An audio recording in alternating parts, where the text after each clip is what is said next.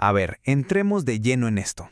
Es absolutamente fascinante y a veces un poco frustrante cómo la mente humana tiende a interiorizar los conflictos de los demás, ¿no? Convertimos los problemas ajenos en un verdadero sufrimiento interno. En esta revisión de hoy vamos a desmenuzar exactamente por qué nuestro cerebro absorbe toda esa tensión externa. Y lo que es muchísimo más importante, cómo cualquiera de nosotros puede construir la resiliencia psicológica necesaria para ponerle un alto a esto. Literalmente es un tema que transforma por completo la manera en que interactuamos con el mundo. Nuestra ruta para hoy va a ser muy directa. Primero, exploraremos la trampa de la personalización. Segundo, el locus de control explicado. Tercero, reconociendo las distorsiones cognitivas. Y cerramos con el punto 4, estrategias para despersonalizar el conflicto. Entonces, arrancamos con la primera sección, la trampa de la personalización. Seguro recuerdan el popular libro de 1997 de Miguel Ruiz, Los Cuatro Acuerdos. Bueno, pues la sabiduría tolteca establece una regla que suena simple, pero es profundamente retadora: no tomarse nada de manera personal. La premisa aquí es que interiorizar los ataques de otras personas es una trampa directa. Es un mecanismo mental que, sinceramente, conduce a un sufrimiento humano enorme e innecesario, porque nos hace creer que cualquier ataque que viene de afuera tiene que ver directamente con nuestro propio valor. Y la verdad es que eso no es así. Y esto se complementa de forma brillante con el análisis del autor Javier Carril. Cuando alguien ataca o lanza un insulto, en realidad es solo un reflejo de su propia visión del mundo y de sus propias limitaciones. Tal como señala Carril en esta cita, es asunto de esa persona, no nuestro. El insulto habla única y exclusivamente de las creencias limitantes de quien lo emite y no determina en lo más mínimo la valía real de quien lo esté escuchando. Así que el punto crucial aquí es entender de dónde viene esa tendencia tan destructiva. Y la respuesta, por difícil que sea admitirlo, radica en nuestro propio egocentrismo humano. Tendemos a creer que somos el centro exacto de cada conflicto a nuestro alrededor, y al hacer eso, absorbemos sin darnos cuenta los sutiles juegos emocionales de los demás. En lugar de ver la situación de forma objetiva, nos colocamos equivocadamente en medio de la tormenta emocional de otra persona, cargando con un peso que simplemente no nos corresponde. Lo que nos lleva a la segunda sección, el locus de control explicado. A ver, metámonos de lleno en este concepto del locus de control.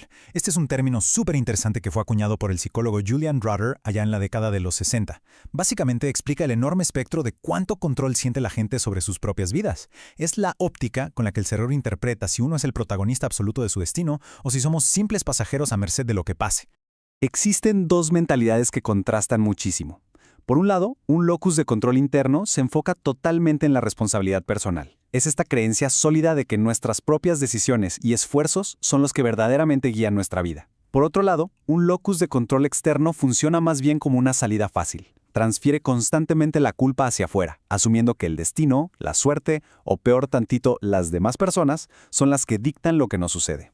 Para ilustrar esto con un toque un poco más cómico, el autor Nir Eyal comparte una anécdota buenísima. Cuenta cómo un locus de control externo extremo podría llevar a alguien a maldecir, literal maldecir, una tentadora bandeja de palomitas con caramelo recién hechas.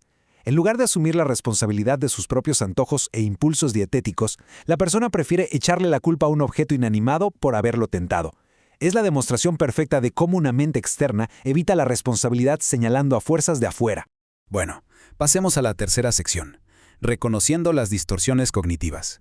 Fíjense que incluso entidades clínicas de primer nivel, como el Sistema de Atención Médica para Veteranos en Estados Unidos, identifican explícitamente estas distorsiones en su material educativo. Las definen como formas de pensar extremadamente radicales que muy a menudo se amplifican en nuestra mente después de haber pasado por eventos traumáticos o de muchísimo estrés.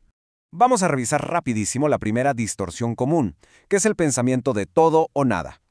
Es este patrón mental súper rígido donde la mente simplemente rechaza cualquier matiz. Todo se ve en blanco y negro, de tal forma que si un resultado no alcanza la perfección absoluta, inmediatamente se califica como un fracaso total y devastador. No hay puntos medios. Luego tenemos otras dos trampas clásicas que operan como un combo letal. Por un lado, el filtro mental, que es cuando nos enfocamos única y exclusivamente en un detalle negativo, bloqueando todo lo bueno. Y por otro, la lectura de mente, que es cuando asumimos de la nada que los demás están reaccionando de forma negativa hacia nosotros, y eso sin siquiera verificar los hechos. Tal como describen los expertos clínicos, la mente en este estado es como dejar caer una gota de tinta en un vaso de agua, mancha toda la realidad y nos hace inventar suposiciones negativas de la nada.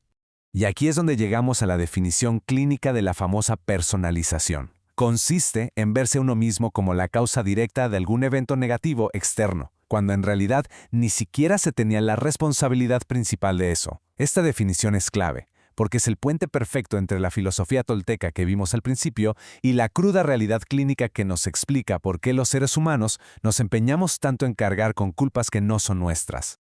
Ahora sí, vamos a la sección 4, estrategias para despersonalizar el conflicto.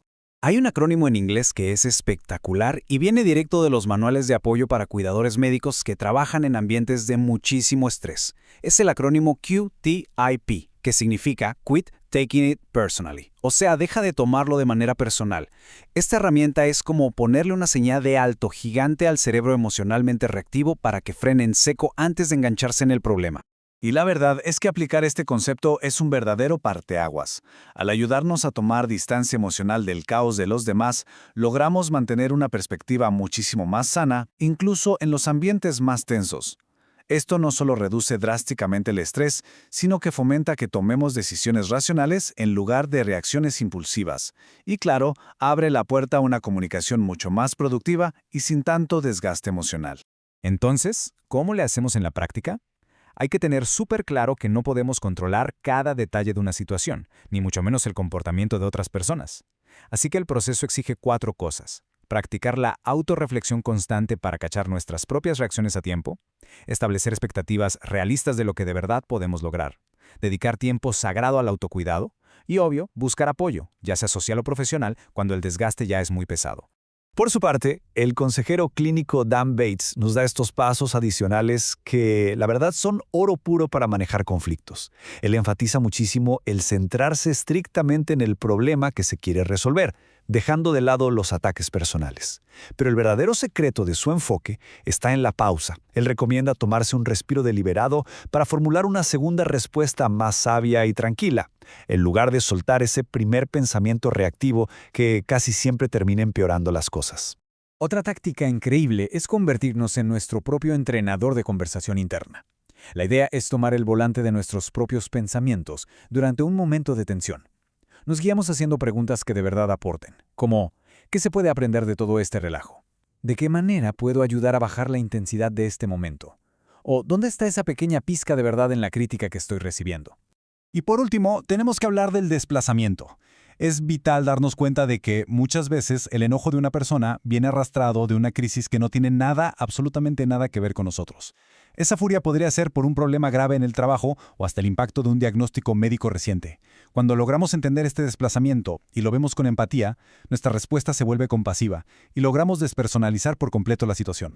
Para cerrar esta revisión, les dejo esta provocativa pregunta para llevársela de tarea. ¿Dónde reside realmente nuestro locus de control interno cuando enfrentamos la adversidad? Y más profundo aún, ¿qué acuerdos cognitivos ocultos están dictando en secreto nuestras reacciones de todos los días? Cambiar esa mentalidad es la llave maestra para forjar una resiliencia emocional de acero. Esperamos que este recorrido haya traído mucha claridad y que podamos empezar a aplicarlo en nuestra vida diaria.